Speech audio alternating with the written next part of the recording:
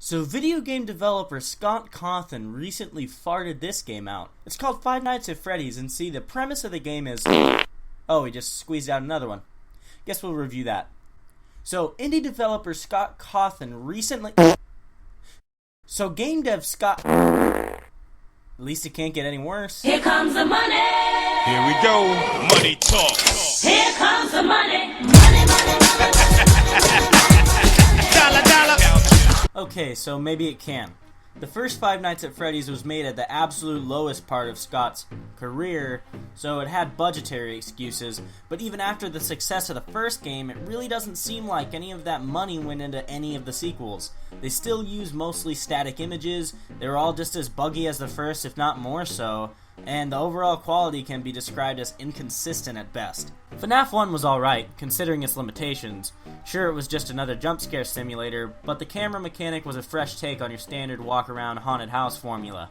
Managing the energy meter whilst also trying to keep track of the animatronics was a true test of will and the crucial component to making every moment filled with anxiety. If you are looking at the camera, you're worried about the power you're consuming. You're not looking at the camera, you're worried if they're right outside your door. The only way this isn't going to stress you out is if you're cynically waiting for a jump scare instead of actually trying to win the game. That said, even if you look past the lack of a budget, there are some issues you can't really ignore. Oftentimes when you play the game, it will seem as if an animatronic completely disappears, which isn't actually what happens. There's not a picture for two animatronics being in the same room, so if you see Freddy, but you don't see Bonnie anywhere, that's because they're both in the same room and Freddy's image has a higher priority. You can't tell me that would cost anything to fix, or even take a lot of time to fix. Bugs went unpatched. For example, where the entire audio file would be played on a jump scare instead of the first part only.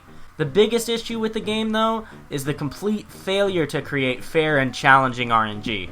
Once you reach Night 5 and beyond, it is damn near impossible to win without resorting to the best strategy, which you're looking at right now. If you want to win beyond this point, the gameplay boils down to repeating 3 steps. Flash your hall lights, look at Freddy to prevent him from advancing, look at Foxy so you know when he leaves. That's it. You know you fucked up if your game evolves into the horror equivalent of Cookie Clicker.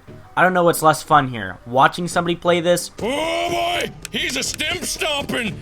He's a stompy womper. He's a stumpy wumpy wumpus woo. or doing it yourself. 2 took this problem and more than doubled it. There are literally 11 animatronics. 11! If you thought the last game was completely unreasonable, now it's possible while you're tending to one attack, 10 other are already moving in. You would think that a competent dev would want to try and remove the whole winner strat problem, but instead you're even more dependent on it than ever. The new puppet character requires you to wind up a music box on the camera that unwinds faster and faster the more you advance in the game. So you literally have no choice but to wind it up and look at each of the doors. If you don't do that, that meter will run negative real quick, so it's virtually unplayable at points. The only improvement was some of the character designs, but even then, some were worse than before. Now, I have a lot to say about 3 and 4, so I'm going to end up making this a 2-parter, so stick around.